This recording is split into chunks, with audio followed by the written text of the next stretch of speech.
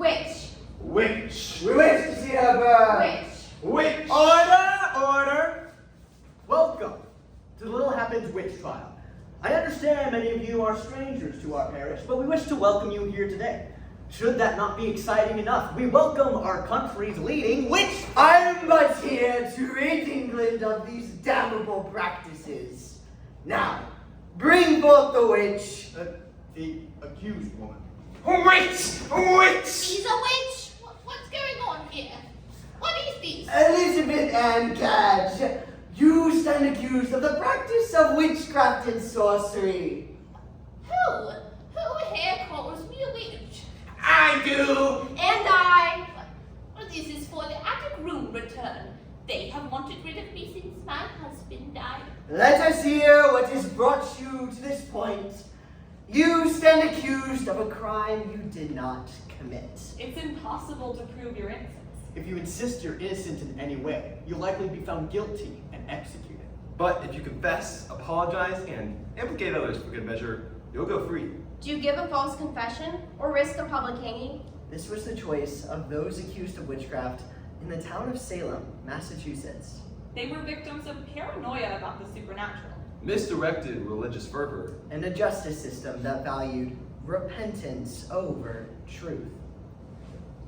You have been accused of the practice of witchcraft. How do you plead? I will not plead to this court. You will plead guilty or not guilty. And if you say nothing, we will levy summary judgment. See, you passed judgment long before this trial commenced. She's deliberately making a mockery of this tribunal. A mockery? There's nothing that I can say that would make this more of a mockery than it already is. We will have civility from you, witch. See, you passed judgment long before... This trial is for your benefit. If My we are benefit. My benefit. This trial is nothing more than an excuse. An excuse for you to kill a woman who frightens you. You don't frighten me. I scare the very bones out of your heartless chest. Whether we are frightened or not is of no matter. A man is right to be scared of your dark magic. You accuse me of practicing magic, and so I ask you, what is magic? Define my wrongdoing. Dr. Perry, thank you for coming to Gilmer. I'm from the Texas Governor's Office. It's good to meet you. How can I help? There's a group of children who've been ritually abused by a satanic cult. I was hoping that I you don't do Satan. Once you hear what's happened to the kids, I think you'll be interested. The kids are in foster homes now, but the governor's getting worried. Why? Well, he's concerned that Child Protective Services has taken the kids out of Beelzebub's frying pan and into hell on earth.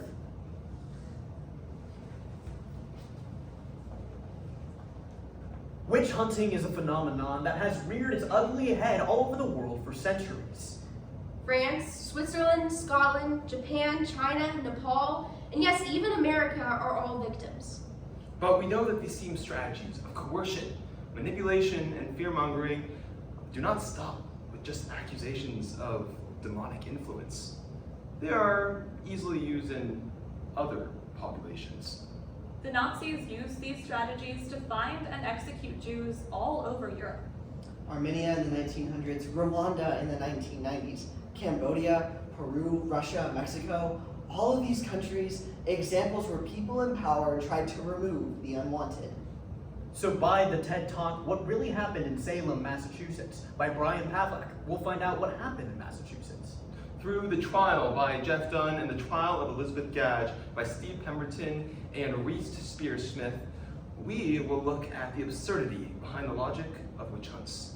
And in the screenplay, The Boy Who Was Raised as a Dog, by Dr. Bruce Perry, we'll see a horrific example of how even in the U.S., the fear of the supernatural can lead people to have trouble against this themselves, and in some cases, also to drag a whole society down with them. In putting this program together, we are tempted to draw parallels to current events. They certainly exist. But in order to avoid going on our own witch hunt, we'll let you connect those dots. Because showing you what we want you to think. Because witch hunting can only exist when propaganda and social contagion take over, causing rational people to stop thinking and listen to what is told around them. A program. Because the witches never really existed in the first place. I'll be overseeing your work here today. Have you been briefed? I was just starting to tell her everything. Could you tell me more about these foster homes? Yes. Theirs is a therapeutic foster home. What seems like harsh discipline is actually therapy for these children. The authorities believe that a satanic cult has been exposed based upon the testimony of these children, so they've been removed from their parents. 8 cult members are now in prison awaiting trial. 16 children have been saved from their devil-worshipping parents, and indictments are being planned for the police officers, the sheriff deputies, an animal control officer, an FBI agent, and the Gilmer police chief. At this point, half the town could be involved in this cult. So when did the state start to worry about the legitimacy of these investigations? Well, I don't know about that. But people are asking if that innocent parents lost their children to a bout of satanic hysteria. And if that was propelled by poor investigative techniques? Tell us now of all you spied, Thomas Nutter. My name is Thomas Nutter, and this here be my wife, Sarah Nutter. We did yesternight, and for many nights before, spy Elizabeth Gage, mother of my wife, creep abroad and meet with a fiend. I have followed her myself, and I sometimes see a small dog appear and dance a jig. But that's the Spaniard that lives next door. His name is Rory. Silence! Sarah, relate also the sighting of the imp that met in your mother's company. I did see my mother converse with a small imp in the shape of a mouse. And was this imp, in fact, a mouse? I had thought so too, but Sarah did hear it speak in a strange language. Oh, and was this language like that of a mouse squeaking? You know it? Sarah, these are learned men, and they have seen many a strange thing. Elizabeth Ann Gage, did you give this creature a title? Well, it was white as snow, so I named it Snowflake. You named it. I? What manner of crime is that? What is named spelled backwards? Get me the paper. Demon! It's demon! Demon! It's demon! Demon? Well, no. It's actually demand, isn't it? 'Tis close enough. Make a note that Elizabeth Ann Gage confesses having had discourse with the demon known as Snowflake. Such an imputation is somewhat lacking in evidence. Would you not agree? Then add this creature to our witness list, and we will see what this Snowflake has to say.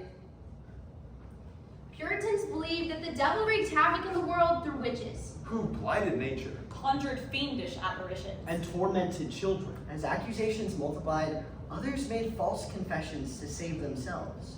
The authorities even reportedly told one accused witch that she'd be hanged if she did not confess and freed if she did. They were not particularly interested in thoroughly investigating any of the charges. The court accepted all kinds of dubious evidence.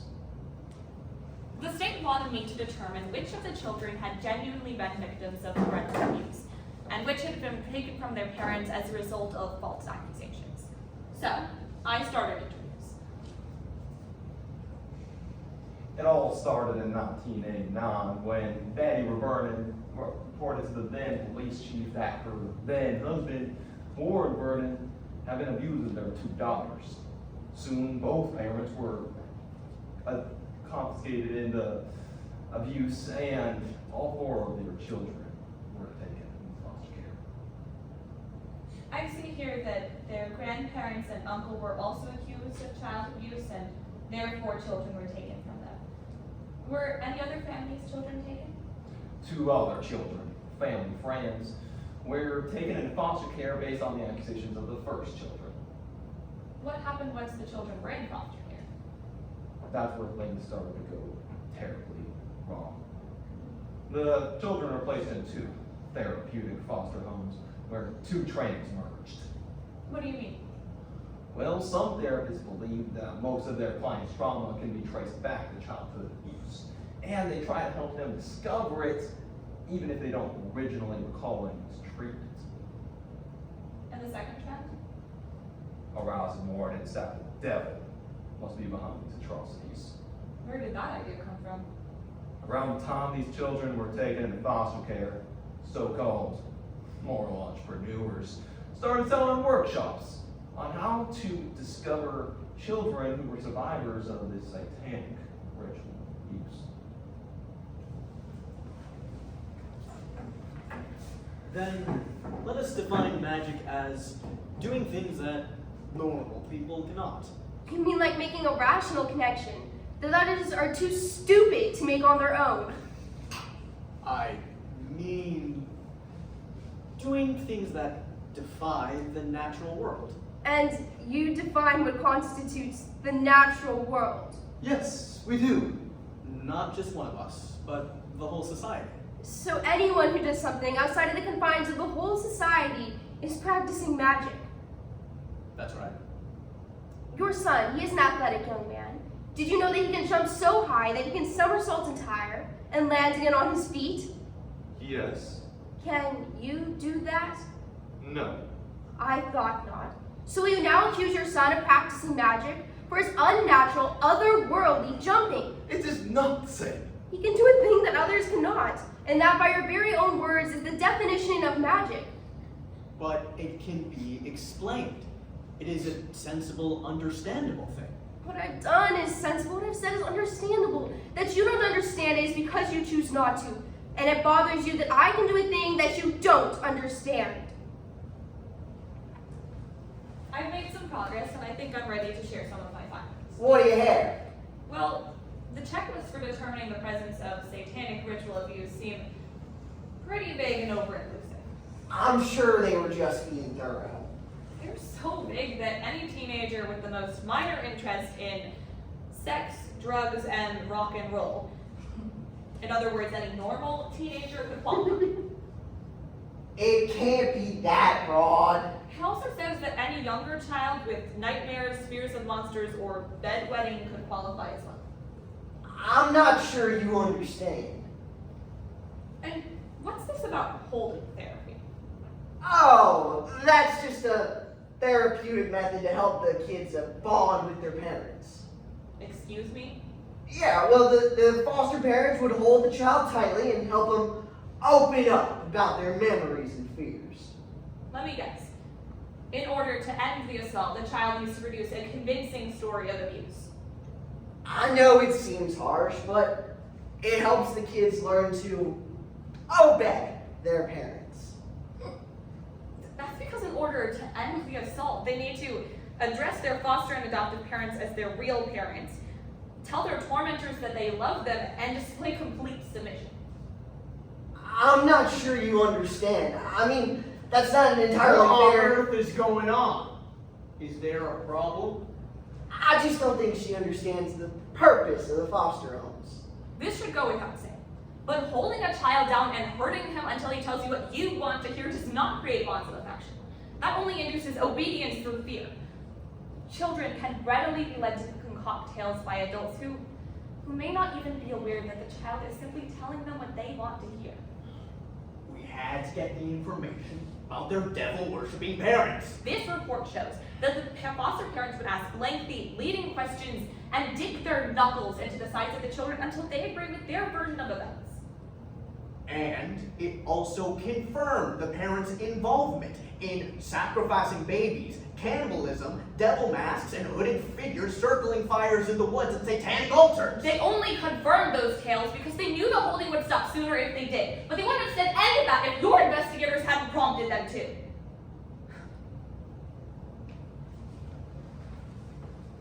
So then, you assert that doing a thing for which the process is wholly unknown, that is magic?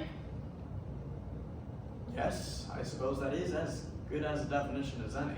And you claim that there's no such magic that you practice? That's right. Then we are done here. You're ready to enter into a plea. I will enter into a plea. I ask only that you raise your hands when you are ready. Ready to declare yourselves practitioners of magic.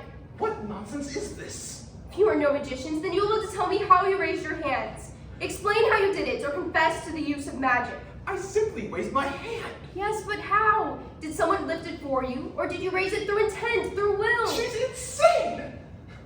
Tell me how you did it, but you can't, can you? Because you don't know. What makes this mystery acceptable, and mine an excuse for murder?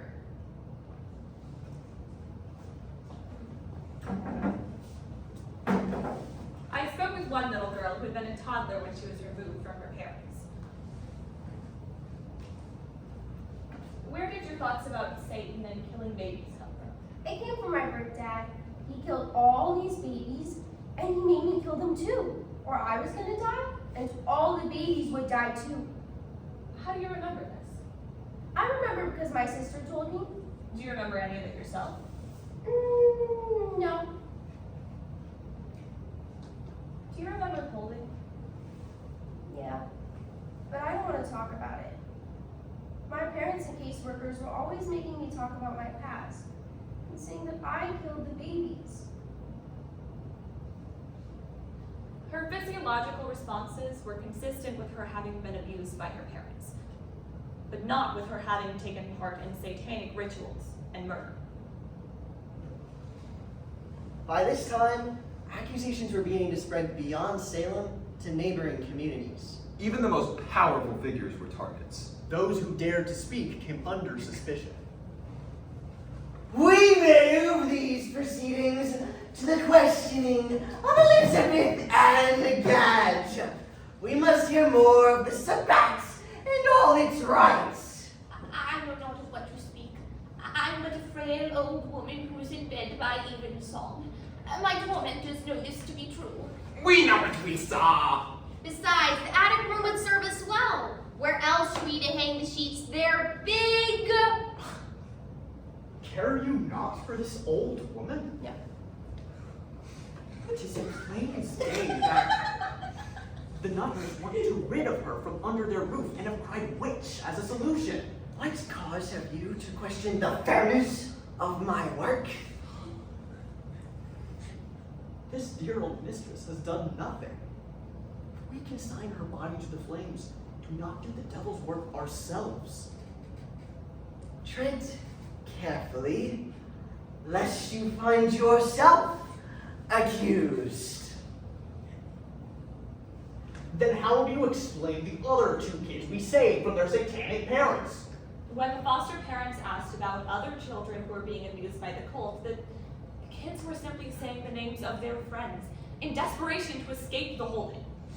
And they were rescued from their satanic abusers. One thing became clear right away. If the investigators liked the families who were accused, they would dismiss the allegations and ask for other names. If they didn't like the families, the parents would be investigated and their children taken. Look, this boy Brian. We saved him from a satanic cult. I read about him. When he was taken, he was permitted to take one item with him. He chose a Bible. That he chose a Bible and not some other toy should have been an early clue that he was not being raised in a satanic cult. Then what do you say to the devil masks? They're a cheap Halloween costume. That only makes the case that millions of Americans are Satanists. Now you listen here. If you get in the way of my investigation in any way, I will ruin you. Personally, professionally, financially, and in every other way. Elizabeth Ann Gadge has yet to confess for her crimes. I propose one final test that will seal her fate and prove she's a witch. The court calls the demon known as Snowflake. It's transformed itself into a bottle. The bottle is indeed a bottle. And the familiar resides inside. Now, let us observe as it seeks out its mistress. the witch.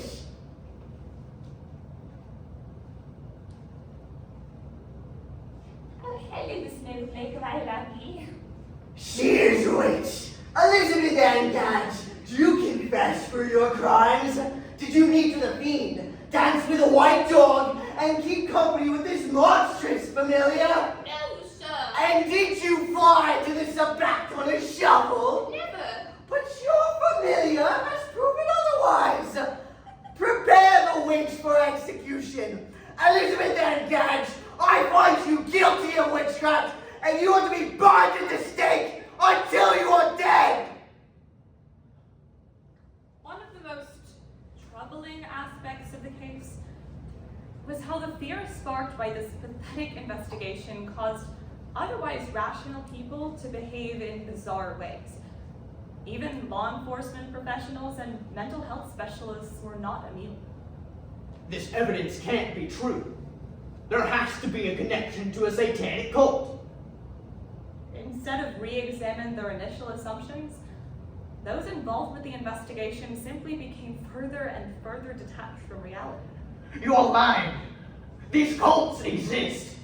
The only reason why you would deny this is if you were a part of it as well. Without any evidence other than the coerced testimony of 16 children, 20th century adults were ready to convict half a dozen people.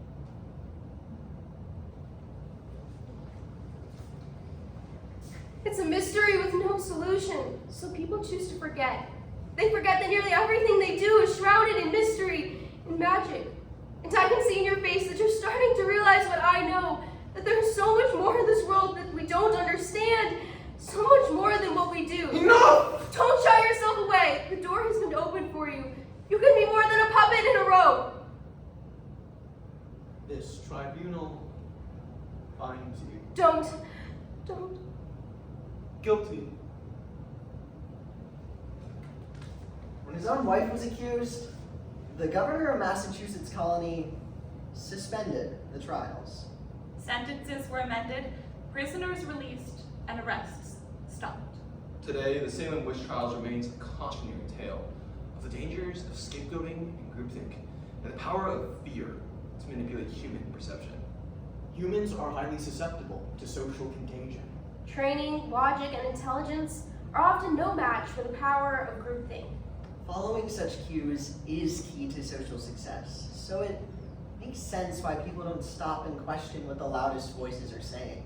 But the side effect of such unchecked social pressures can lead to witch hunts, like the one in Gilmer, Texas. I am not a witch. I am not a witch. I'm not a witch. I'm not a witch. I'm not a witch.